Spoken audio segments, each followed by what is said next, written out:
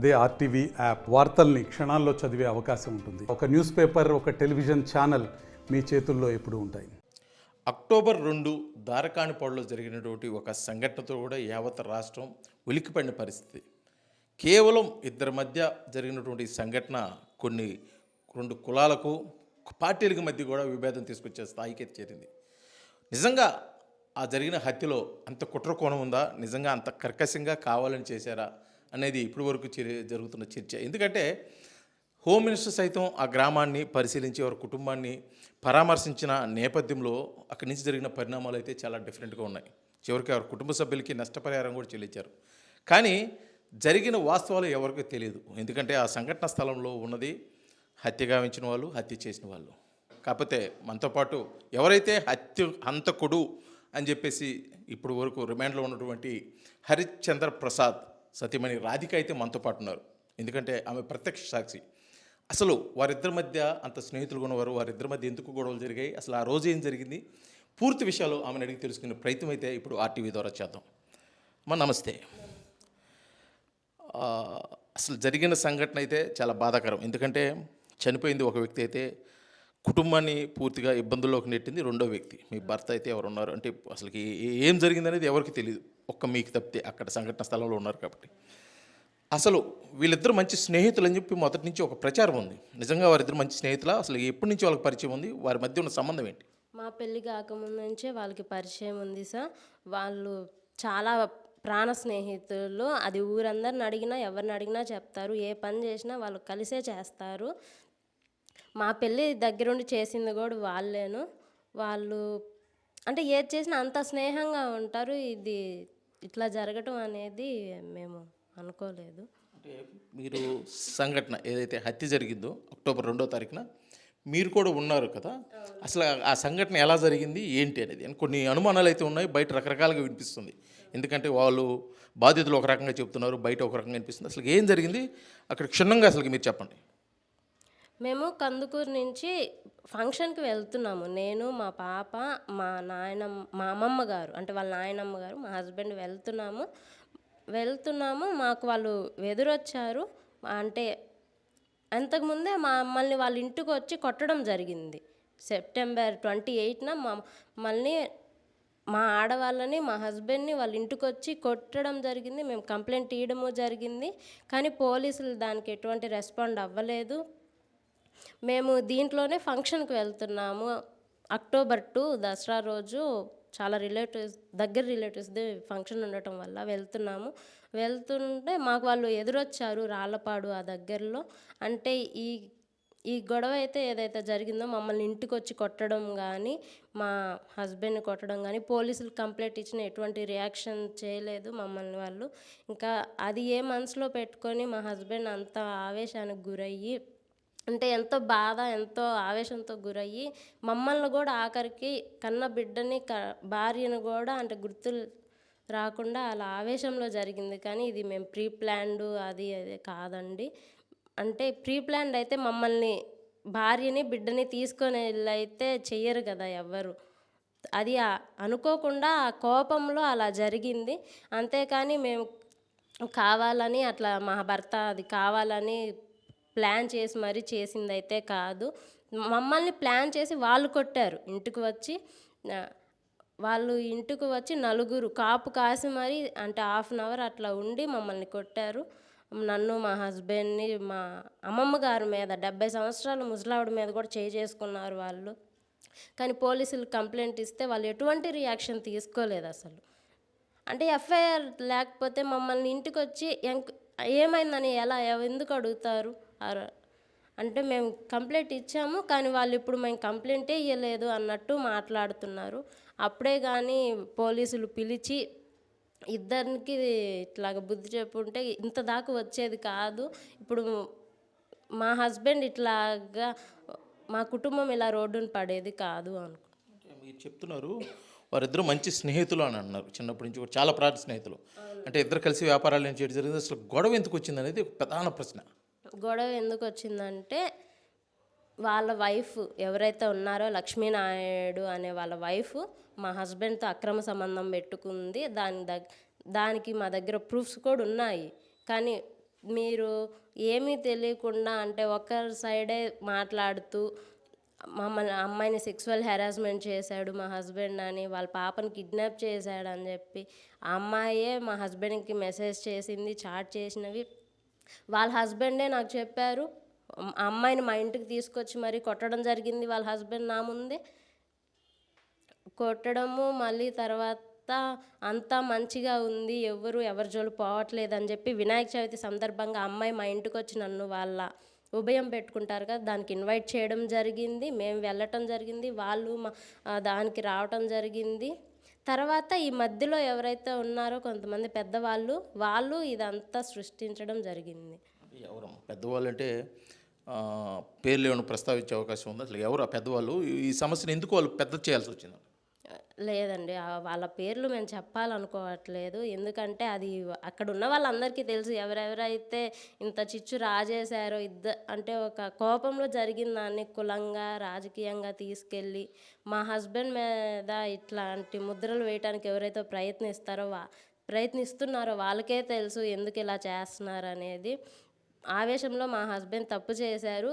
ఆ తప్పు చేయడానికి కారణం వాళ్ళ ఇంటికి వచ్చి మా మీద ఆయన మీద చేసుకొని కొట్టి ప్రీప్లాన్డ్గా వచ్చి మమ్మల్ని అటాక్ చేయడం వల్ల ఆ ఆవేశంలో ఆయన మమ్మల్ని కూడా కాదనుకొని ఆ తప్పు ఆవేశంలో చేశాడు. అంతేకాని ఇది ప్రీప్లాన్గా చేయలేదు. ఆయనకి అది ఉంటే ఇన్ని సంవత్సరాలు అసలుకి అతనితో స్నేహం చేసేవాడు కాదు. మాకన్నా ఎక్కువ ప్రయారిటీ వాళ్ళకే ఇచ్చేవాడు. అది ఆ దార్కంపాడు గ్రామస్తులందరికీ తెలుసు. వాళ్ళని ఎలా చూసుకునేవాడో, వాళ్ళతో ఎలా తిరిగేవాడో, ఎంత ప్రయారిటీ ఇచ్చేది అని చెప్పి వాళ్ళ ఫ్యామిలీ అందరికీ తెలుసు. ఇప్పుడు ఎవరైతే మాట్లాడుతున్నారో వాళ్ళకు కూడా తెలుసు. అంటే మా హస్బెండ్కి కులపిచ్చి అనేది లేదని. అసలు అదే ఉంటే నన్ను ఒక యాదవ్ నన్ను పెళ్లి చేసుకునేవాడు కూడా కాదు. జరిగిన సంఘటన మీరు స్పాట్లో ఉన్నారు కాబట్టి చెప్తున్నారు. కాకపోతే బయట ఊహాగానాలు రకరకాల అతను కావాలని తీసుకెళ్ళి గుద్దాడని, తర్వాత కొంతమంది వాళ్ళ నాన్నగారిని ఇంకా చుట్టాలను పిలిపించి వాళ్ళ మీద రాడ్లతో దాడి చేశారని రకరకాలుగా వినిపిస్తుంది. ఇందులో వాస్తవం ఎంత అవాస్తవం ఏంట అనేది పోలీస్ విచారణలో తెలిసిన పరిస్థితి. కాకపోతే స్పాట్లో మీరున్నారు. అసలు మీరు ఇంటి దగ్గర నుంచి బయలుదేరిన దగ్గర నుంచి ఆ ఊరు ఆ సంఘటన జరిగేంత వరకు అసలు ఏం జరిగింది క్షుణ్ణంగా చెప్పండి.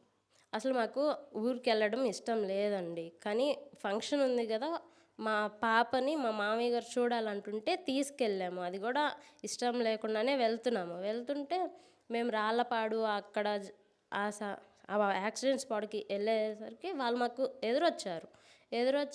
ఇంకా అప్పటిదాకా నాకు మా హస్బెండ్కి కాన్వర్జేషన్ జరుగుతుంది. అంటే ఎందుకు ఇంత డల్గా ఊరికి వెళ్ళడము అని చెప్పి నేను చెప్తానే ఉన్నాను. దగ్గరికి వచ్చేదాకా కూడా మేము చూసుకోలేదు.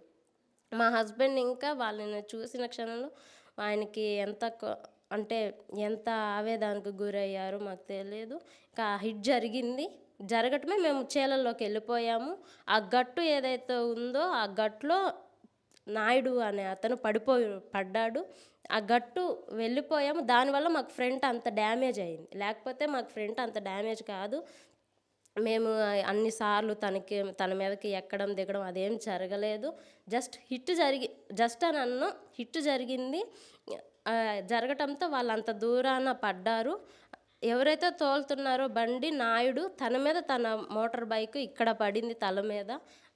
తర్వాత నేను కారు దిగి అంటే మమ్మల్ని మా హస్బెండ్ కారులో నుంచి బయటికి తీసిన తర్వాత నేను మా ఫ్యామిలీని చూసుకున్న తర్వాత నేను అతని దగ్గరికి వెళ్ళాను. నాయుడు అనే పర్సన్ దగ్గరికి వెళ్ళి అప్పటికి ఇంకా ప్రాణాలు కోల్పోలేదు, కనూపురితోనే ఉన్నారు. అది జరిగిన 5 minutes దాకా ఎవ్వరు రాలేదు.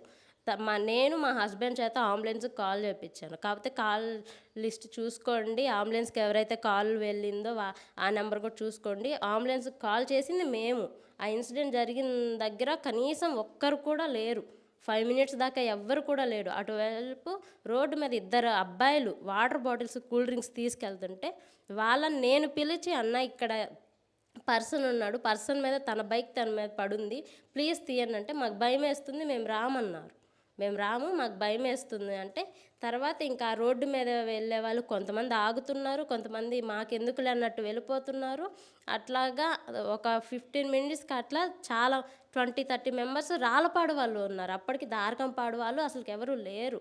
మా మామయ్యకి వాళ్ళు ఈ 20-30 మెంబర్స్ వచ్చిన తర్వాత ఒక 10 మినిట్స్కి మా మామయ్య అప్పుడొచ్చారు స్పాట్ దగ్గరికి. అప్పటికే మమ్మల్ని అప్పటికే అతని ప్రాణం పోయింది. లక్ష్మీనాయుడు అనే అతనిది అప్పుడు వచ్చి 20-30 మెంబర్స్ అప్పుడు తీశారు. ఒక 15 మినిట్స్ ఆగిన తర్వాత తన మీద నుంచి తన మోటార్ బైక్ తీయడం జరిగింది.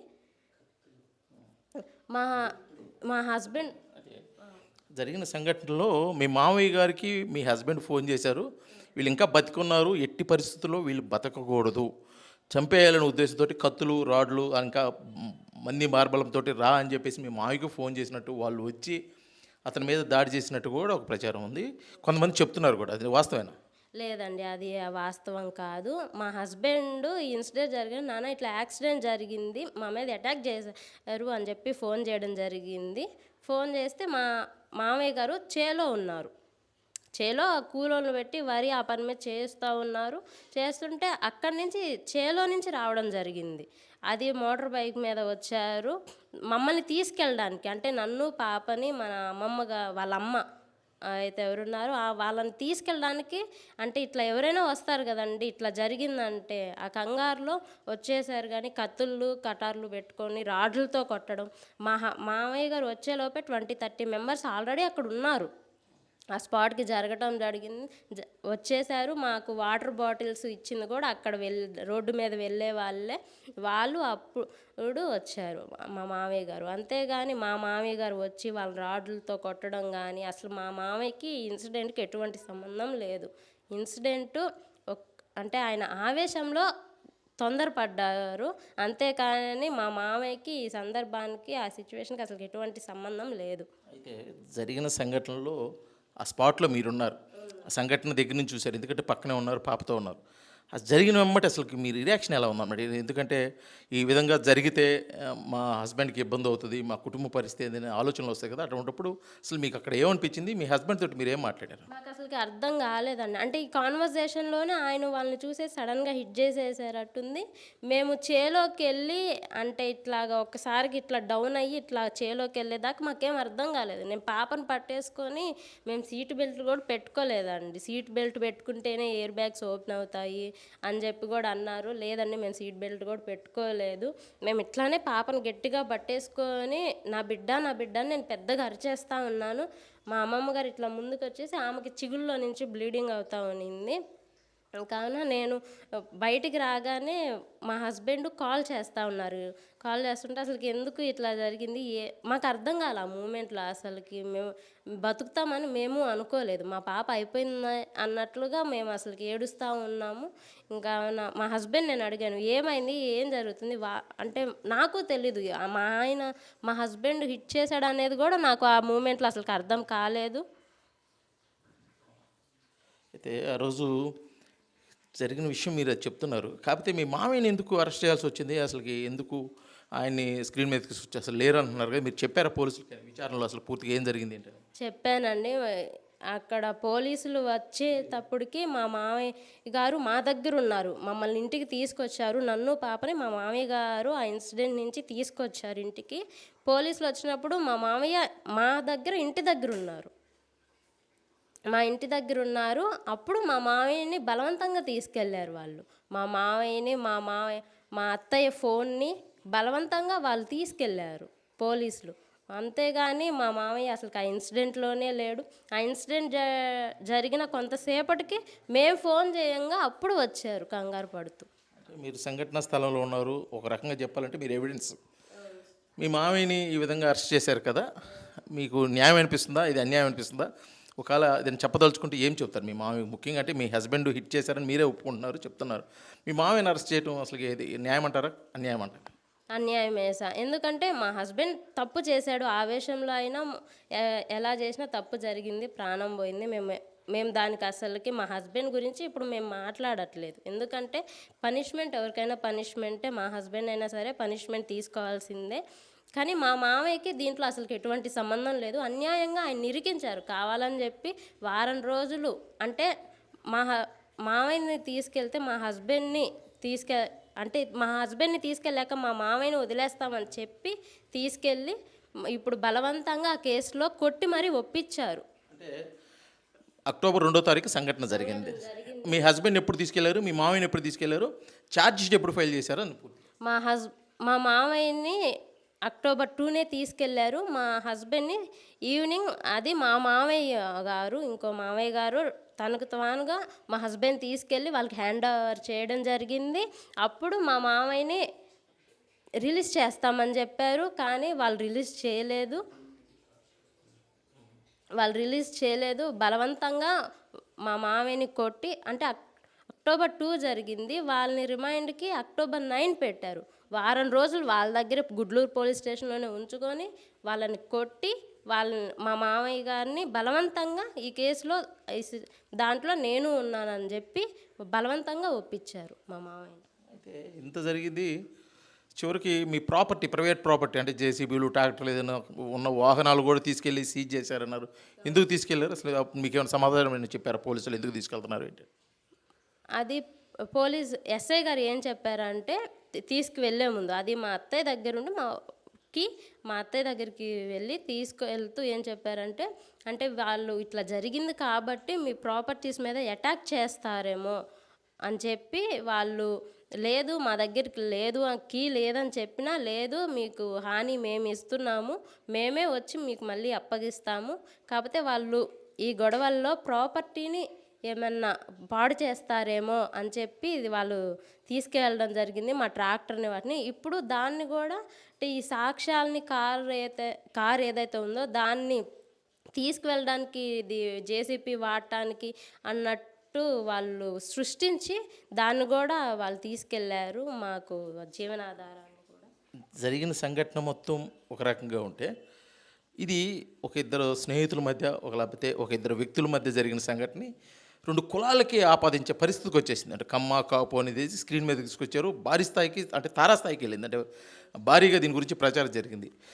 మీరు దీని గురించి చెప్పదలుచుకుంటే, ఇది 2 వర్గాల మధ్య, 2 వ్యక్తుల మధ్య గొడవగా చూడొచ్చు అంటారా, లేకపోతే 2 కులాల మధ్య గొడవగా చూడొచ్చు అంటారా? అసలు జరిగింది పూర్తిగా మీరేమనుకుంటున్నారు? ఇది కులాల మధ్య కాదు, దేనికి కాదు సార్, ఇది కేవలము ఒక పర్సనల్ అఫైర్స్ వల్ల జరిగిన విషయం. అది వాళ్ళ వైఫ్ ఎవరైతే ఉన్నారో, చనిపోయిన వాళ్ళ వైఫ్, మా హస్బెండ్, అది పర్సనల్ అఫైర్ వల్ల జరిగింది. అది వాళ్ళ హస్బెండ్కి ఇది ఇప్పటి నుంచి జరగట్లేదు, ఒక ఫ్యూ మంత్స్ నుంచి జరుగుతుంది. వీళ్ళు మాట్లాడుకోవడము, ఆ అమ్మాయిని నా దగ్గరికి తీసుకొచ్చి నాకు సారీ చెప్పించడము, అమ్మాయి చేత వాళ్ళ హస్బెండ్ చేశారు ఇక్కడికి తీసుకొచ్చి. తర్వాత ఇది ఏం లేదు, సైలెంట్గా ఉన్నారన్న టైంలో మళ్ళీ వినాయక చవితి అప్పుడు కూడా బాగున్నారు, వినాయక చవితి అప్పుడు కూడా ఏం గొడవలు లేదు. ఆ లాస్ట్ మూమెంట్లో ఎవరైతే ఉంటారో ఊర్లో వాళ్ళు వీళ్ళిద్దరికి ఒకరి మీద ఒకరికి రెచ్చగొట్టారు, ఒకరి మీద ఒకరు రెచ్చగొట్టి ఇలాగా ఇంటి మీదకి మమ్మల్ని అటాక్ చేయడానికి తీసుకొచ్చి, మా వెనకెడితే, అంటే వాళ్ళు ఎవరైతే వచ్చారో అటాక్ చేయడానికి ఆ నలుగురు వెనకెడితే ఆ పెద్ద మనుషులు కూడా వచ్చి, అంటే వాళ్ళు ప్రీ ప్లాన్డ్గా వచ్చి మమ్మల్ని అటాక్ చేసి, మళ్ళీ ఊరి దగ్గరికి వెళ్ళి మేము వాళ్ళని ఇట్లా అటాక్ చేసాము కానీ వాళ్ళు మమ్మల్ని ఏం చేయలేకపోయారు అని చెప్పి వాళ్ళు అక్కడ అనడము. మా మామయ్య కూడా అక్కడే ఉంటారు, కానీ తన కొడుకుని కొట్టినా సరే తను ఒక్క మాట కూడా అక్కడ మాట్లాడలేదు, వాళ్ళని కూడా ఏమనలేదు అసలు. అంటే మేము లీగల్గానే వెళ్ళాలి, లీగల్గానే దీన్ని చూసుకోవాలి అనుకున్నామే తప్పించి ఇట్లాగా మేము అసలు అనుకోలేదు వాళ్ళని మీద కక్ష తీర్చుకోవాలని చెప్పి. కానీ ఇది ఆ మూమెంట్లో మా హస్బెండ్ కొంచెం ఆవేశానికి గురయ్యి అలా చేశారు. బాధితుల తరఫున వారు మాకు న్యాయం కావాలి, మమ్మల్ని ఆదుకోవాలని చెప్పేసి వారు ఎవరైతే లక్ష్మీనాయుడు ఉన్నారో వారి కుటుంబ సభ్యులు, వారి భార్య చెప్తాం. అదేవిధంగా మీరు ఏదన్నా ప్రభుత్వాన్ని కానీ, లేకపోతే అధికారులు కానీ, పాలకులు కానీ కోరుకుంటే, అంటే మీరు బాధితులు లెక్క ఒక రకంగా, ఎందుకంటే హత్య చేశారు, అంతా మీ కుటుంబంతో రోడ్డున పడిన పరిస్థితి. ఈ కేసుని ఏ విధంగా చేస్తే బాగుంటుంది? మీరేం కోరుకుంటున్నారు? అసలు ఎటువంటి న్యాయం కావాలని కోరుకుంటున్నారు? మాకు న్యాయం అంటే మాకు ప్రభుత్వం తరఫున నేను కోరుకునేది ఒక్కటే సార్, మా హస్బెండ్ ఆవేశంలో తప్పు చేశారు, దాని వరకు పనిష్మెంట్ ఇవ్వండి, అంతేగాని ఫేక్ రూమర్స్ పెట్టి దాన్ని మీరు నమ్మి మా హస్బెండ్ని, అంటే ఇంకా అసలు బయటికి వచ్చాక ఇంకా అసలు ఇతను తిరగకూడదు అన్నట్టు ఫేక్ రూమర్స్ క్రియేట్ చేసి అతన్ని మరీ ఇది చేసి ఇంకా అసలుకి అట్లా చేయబాకండి. తప్పు జరిగింది, దాని వరకే శిక్షించండి, అంతేగాని ఫేక్ రూమర్స్ పెట్టి అంటే అది నిజానిజాలు కనుక్కొని 2 కాల్ లిస్టులు తీసి అసలు ఎవరిది తప్పు ఉంది, మా హస్బెండ్ ఎందుకు కొట్టారు, ఆ కొట్టడానికి కారణము వాళ్ళు ఎందుకు వచ్చి మమ్మల్ని కొట్టారు, దానికి అసలుకి దీనికి అందరికి స్టార్టింగ్ పాయింట్ ఎక్కడ, ఎండింగ్ పాయింట్ ఎక్కడ అనేది మీరు పూర్తిగా విచారించిన తర్వాతే ఏదైనా తీసుకోండి. పోలీసులకు నేను ఒక్కటే చెప్తున్నాను, అంటే 28 మేము ఇచ్చాము కదా, మాది ఎందుకు పట్టించుకోలేదు మీరు అసలు.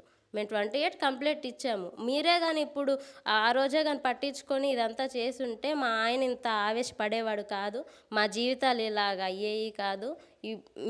మీ నిర్లక్ష్యం వల్లే ఇప్పుడు మా జీవితాలు పోయాయి. అటు రెండు కుటుంబాలు రోడ్డున పడాల్సిన పరిస్థితి వచ్చింది, కేవలం మీ నిర్లక్ష్యం వల్లే వచ్చింది. ఇది జరిగిన సంఘటనలో ప్రత్యక్ష సాక్షి ఉన్నటువంటి రాధిక మనోగతం అయితే, జరిగిన సంఘటన 2 కులాలకి మధ్య కాదు, 2 వర్గాల మధ్య కాదు, 2 పార్టీల మధ్య కాదు, 2 వ్యక్తులు, 2 స్నేహితుల మధ్య జరిగిన ఒక చిన్న విషయము. దీంట్లో వారి ప్రమేయం అంటే కూడా సెప్టెంబర్ 28వ తారీఖున మా భర్తపై జరిగిన దాడిని పూర్తి స్థాయిలో పోలీసులు సమస్యను పరిష్కరించకపోగా ఆవేశానికి లోనైన నా భర్త ఈ అఘాయిత్యానికి లోను చేశాడే తప్ప కావాలని ఉద్దేశపూర్వకంగా, కక్షపూర్తికంగా, కుట్రపూర్తికంగా చేసిన లేదు. దీంట్లో అవాస్తవాలు కూడా పూర్తిగా వెలుగు తీయాల్సిన ఆవశ్యకత అయితే ఉంది. దీంట్లో మా మామయ్య అయితే ఎవరున్నారో అతను కావాలని చెప్పేసి విరిగించారు తప్పే దీనికి అతనికి ఎటువంటి ప్రమేయం లేదు. అతను పొలంలో పనిచేసుకుంటున్నాడు సంఘటన జరిగిన సమయంలో. మేమైతే దీని మీద పూర్తిగా లోతైన విచారణ జరిగి న్యాయం అయితే జరగాలని చెప్పేసి కూడా రాధిక అయితే కోరుకుంటున్న పరిస్థితి ఇక్కడ ఉంది. వీడియో జర్నలిస్ట్ లక్ష్మణ్తో శ్రీనివాస్, RTV, కందుకూరు, నెల్లూరు జిల్లా. మరిన్ని వీడియోస్ కోసం ఛానల్ ని సబ్స్క్రైబ్ చేయండి. లేటెస్ట్ అప్డేట్స్ కోసం వాట్సాప్ ఛానల్ ని ఫాలో అవ్వండి. ఆ లింక్ డిస్క్రిప్షన్ లో ఉంది.